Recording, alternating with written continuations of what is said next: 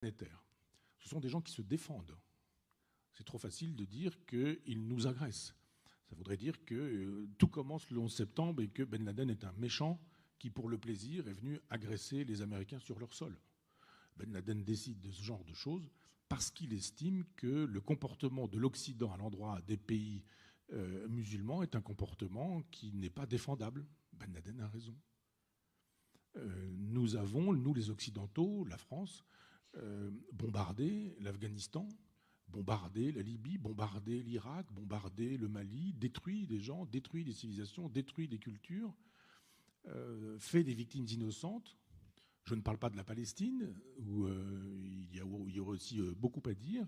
Et la totalité de l'Oumma planétaire, donc c'est un pléonasme ce que je vous dis, mais enfin l'Oumma, sous-entendu la totalité planétaire des musulmans, a des raisons de se comporter comme elle se comporte de manière agressive à l'endroit de l'Occident. L'Occident prétend que nous allons bombarder Daesh pour empêcher le terrorisme. Mais c'est parce que nous avons bombardé les musulmans que nous avons créé le terrorisme. Avant que l'Occident n'aille chercher des poux dans la tête de Saddam Hussein, il n'y avait aucun Irakien qui avait envie de venir poser des bombes dans le métro parisien. Avant que nous n'allions détruire la Libye, il n'y avait aucun Libyen qui avait le désir de faire dérailler un train en France. Avant que nous n'allions massacrer les Afghans talibans, il n'y avait aucun Afghan qui avait l'intention de venir en France et de tirer sur des gens dans la rue. Donc nous avons, nous occidentaux, créé les conditions d'un terrorisme qui n'est jamais que la petite guerre, ce que Clausewitz appelait la petite guerre, mais la petite guerre qui est une réponse à la grande guerre que l'Occident mène à l'Oumma, à la communauté planétaire.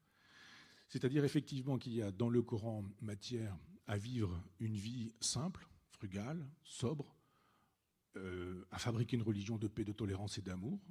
À l'évidence, c'est faisable, c'est tout à fait envisageable. Et puis il y a aussi la possibilité d'en faire un texte théocratique, politique, qui serait utilisé pour répondre à ce que l'Occident fait au monde musulman depuis une trentaine d'années. Ça veut dire qu'il va falloir cesser de croire qu'ils sont des méchants et que nous sommes des bons, cesser de croire qu'ils sont des barbares et que nous serions des civilisés, faire savoir qu'ils détruisent par exemple des statues assures ou sumériennes, parce qu'il faut rappeler quand même que quand l'Irak se fait bombarder par les États-Unis, on détruit toutes les civilisations d'Assur, de Sumer et de Babylone qui sont là, c'est-à-dire que sous le sable, tout a été sciemment détruit et on a éradiqué une civilisation, et ça c'est une affaire d'Américains avec les Occidentaux. C'est-à-dire qu'il faut arrêter de penser en termes de bien et de mal, en termes de barbares et de civilisés, mais il faut penser en termes de civilisation, et j'y reviens, je conclurai là-dessus. Quand je disais tout à l'heure que Samuel Huntington a proposé, avec le choc des civilisations, une lecture du monde qui, parce qu'elle venait d'un conservateur, ne pouvait pas être acceptée par la gauche. Comme si la droite ne pouvait pas avoir parfois des bonnes idées, et comme la gauche peut aussi avoir parfois des bonnes idées, parce que les bonnes idées ne sont ni de droite ni de gauche, mais ce sont des bonnes idées. Et si Samuel Huntington a tort, alors il faut montrer qu'il a tort. Plutôt que de dire il est néoconservateur, donc il a tort, et montrer qu'effectivement les civilisations ne sont pas structurées par des religions, ne sont pas supportées par des religions. Et puis à ce moment-là, on pourra commencer à débattre. Moi, je crois que Huntington a raison, et qu'effectivement, il y a une civilisation judéo-chrétienne, et il y a une civilisation musulmane aussi, avec une culture, avec des langues, avec des pays, des territoires, des couleurs de peau. L'Indonésie n'est pas l'Afrique noire, qui n'est pas l'Europe, qui n'est pas, etc., etc. Et que cette civilisation, nous l'avons bombardée, négligée, méprisée. Il y a d'un côté un discours islamophile en disant la religion de paix, de tolérance et d'amour, ce qui n'est pas toujours le cas. Et puis de l'autre côté, une politique étrangère qui est islamophobe. C'est-à-dire que nous bombardons ces peuples qui ne nous ont rien fait. Que l'Afghanistan soit dirigé par les talibans ou pas, pourquoi est-ce que c'est un problème pour les Occidentaux? Pourquoi est-ce que c'est un problème pour la sécurité des Occidentaux? C'est juste un problème pour des raisons de géostratégie, pour des raisons d'occupation militaire des sols et des sous-sols, pour des raisons d'exploitation de ces pays-là, c'est-à-dire des raisons d'impérialisme et de néocolonialisme.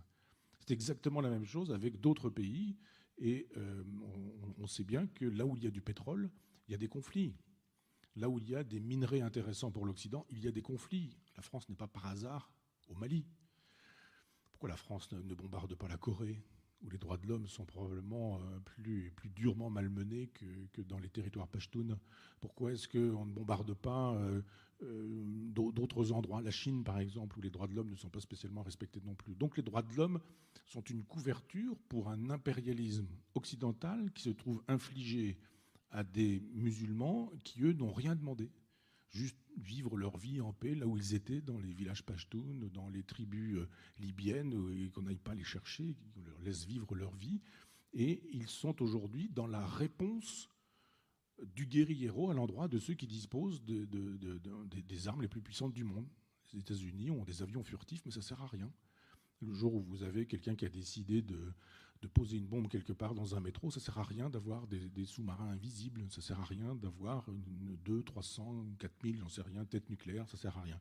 C'est-à-dire que la pensée de l'islam ne peut pas se faire aujourd'hui indépendamment de considérations géostratégiques et géopolitiques. Si nous voulons lutter